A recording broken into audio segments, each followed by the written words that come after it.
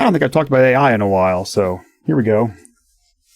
I, like many people, have been spending increasing amounts of close personal time with various forms of AI, largely LLMs. I've been on this episode, or on this show before, talking about how it's not necessarily all it's cracked up to be. It might be one day, and it will probably continue to improve, although there's some indicators that even the improvements are starting to hit sort of diminishing returns. But regardless, it still is improving, and it does amazing things. So I want to say all that at the outset here.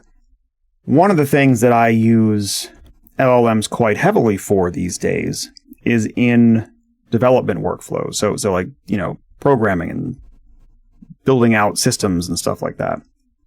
If you were a web developer coming up through the mid and late 2000s, you would know that there were far fewer technologies that you had to learn to do that work.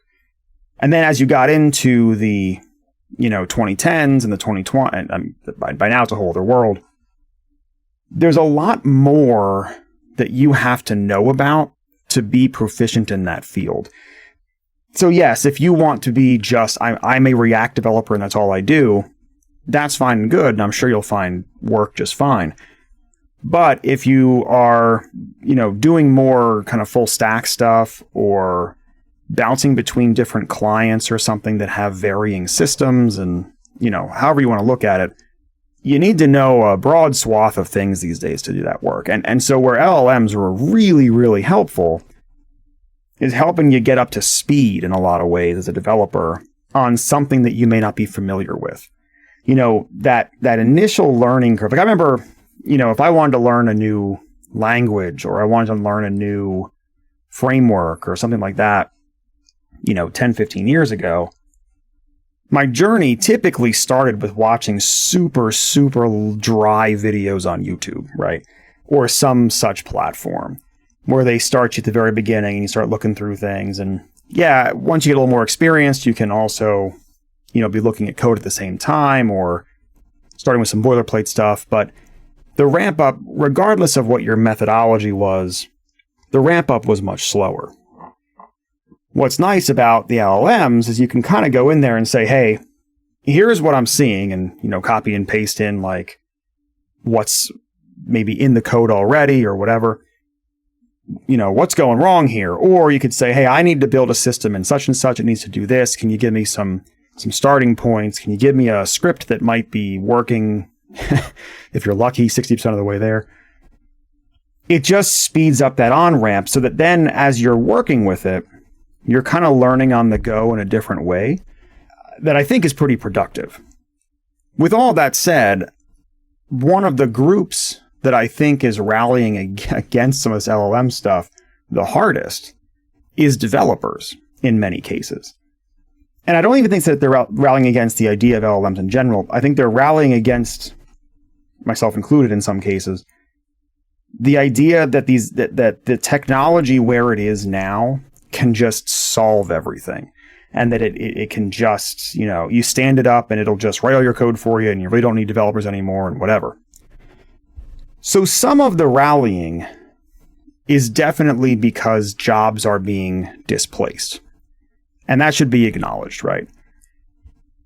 I've spoken before about where I think this will go ultimately, where there'll be a downturn in the need for development teams briefly, and then over the course of a few years, it's going to really swing back in the other direction. I'll link to an episode where I think I talk about that.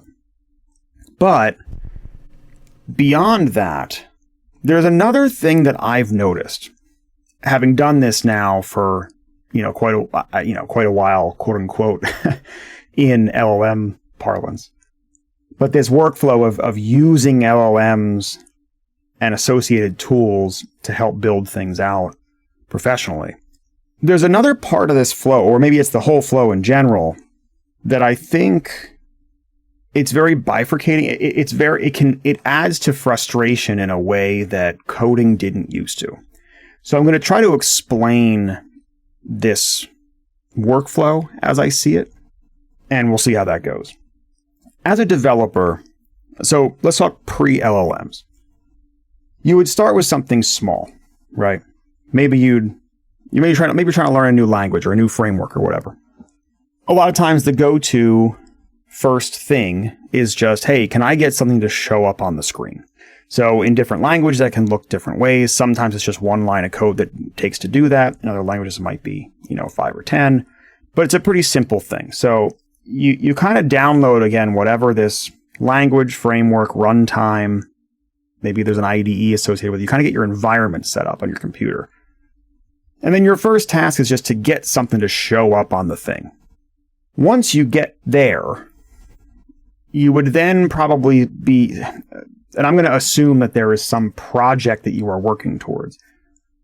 So whatever the project is, now you start thinking about, okay, what am I trying to make this thing do? And what are some good first steps? Like, what might be the first thing I should dive into trying to make here? So I don't know. I'll use some silly example just because I don't want to overcomplicate this, but I don't know. Maybe you decided you're going to make a new tic-tac-toe game or something. And maybe the first thing that you decide you're going to do is draw the grid and try to register when someone clicks in the thing. So you do that, and that might take you some amount of time, depending on the complexity of the language or the framework. It could be, and your experience level, that could be 5 minutes, that could be 5 hours, that could be 5 days. Who the hell knows? But after some period of time, you now have this working first step. You have a grid, it shows on the screen, and when someone clicks in a box, it sends a statement to the console or something, or pops up a message and says, hey, you clicked in box number 1. Maybe your next feature you decide to tackle is the concept of turns. So player 1 clicks, player 2 clicks, and it goes back to player 1. So that takes some time. So you got to build that out in the back end, and the idea of 2 players and blah blah blah. But you get that to a point where it's working, and now your little thing, you click in the first box and it says player 1 clicked box 1. Then you click in another box and it says player 2 clicked box 3, or whatever. Then maybe your next feature is disallowing players to make some record of the X's and O's. So now player 1 is X and player 2 is O, and you're going to keep track of what they've clicked on and not allow the second player to click for the box from the first player. And you get that working. And then maybe you move on to the scoring, and you move on to who wins, and so on and so on and so forth. The point of outlining all this is that it's incremental. First you take one step, then you take a second step, then you take a third step, and a fourth step, and a fifth step. And every step of the way, you can feel yourself like, okay, I got through feature 1. Now I'm going to start feature 2. Now I'm 5% of the way through feature 2, 10%, 50%, 75%. And as you encounter bugs and glitches and problems, you feel like you're getting closer. And that's the feeling that I'm trying to encapsulate here, is this feeling of, as you progress, you know that even though you're encountering errors and problems along the way, because you definitely are, you feel like, oh, once I solve this problem, I'm done with this feature. Like, I'm so close. I know every step I've taken to get here, and I know where I'm trying to go, and I'm one bug away, right? That kind of feeling. So that was the sort of, at least for me, the traditional development workflow of incrementally getting closer, knowing where you've come from, knowing where you're going. It takes a long time, right? So I think where the LLM, now let's fast forward to the LLM world. The difference is, I can go into an LLM and I can say, make me a tic-tac-toe game in whatever, in this language or this framework or whatever. And it's going to spit me out probably almost everything I need. And then if I go and run it and it works, cool. If it doesn't work, that's still okay, at least in the back of my head. I think it is, right? Now, now you start interrogating it and you start thinking, okay, well, it didn't work. And maybe you go back to the LLM and you say, it didn't work. Maybe if you've done a little bit of troubleshooting, you say, well, this seems to be happening. Then it spits you out with new code. Put the new code in. And if you're doing this with like agents or something, it's a very similar idea. Maybe there's less back and forth, less copying and pasting. But the difference is you don't feel yourself getting incrementally closer. At least I don't. What I feel is that it gets me 90% of the way there, all in one shot, faster than I ever could have by myself. But to do that last 10%, I don't actually know if I have 10% left, or if 60% of the original code is wrong and needs to be ripped out. When it gives me new code, I don't know how much of it it's going to overwrite, or what new bugs might be introduced. And I end up in this frustrating cycle when I use these heavily. And for me, what I've identified is that it's the difference. The bug could be the same, but it's the difference between feeling like I've been making progress all the way along, right? Where I took step 1, step 2, step 3, step 4, step 5, as opposed to being placed directly on step 5 and now just shooting in the dark, trying to figure out step 6. And I think, at least, and I've talked to some people who have a similar experience, maybe they articulate a little bit differently, but that's the same kind of idea, where it's almost like you don't feel that feeling of accomplishment. Because a piece of this, right, like you could make the argument, well, you don't understand steps 1 through 5, and that's what's frustrating. And I agree, that's true. That is a piece of this. But there's another piece of it which is more subtle, which is this idea that in the previous workflows from yesteryear, you knew you were close. You knew you were almost there. And you had to figure out this thing. Now, you're not really sure if you're almost there or not.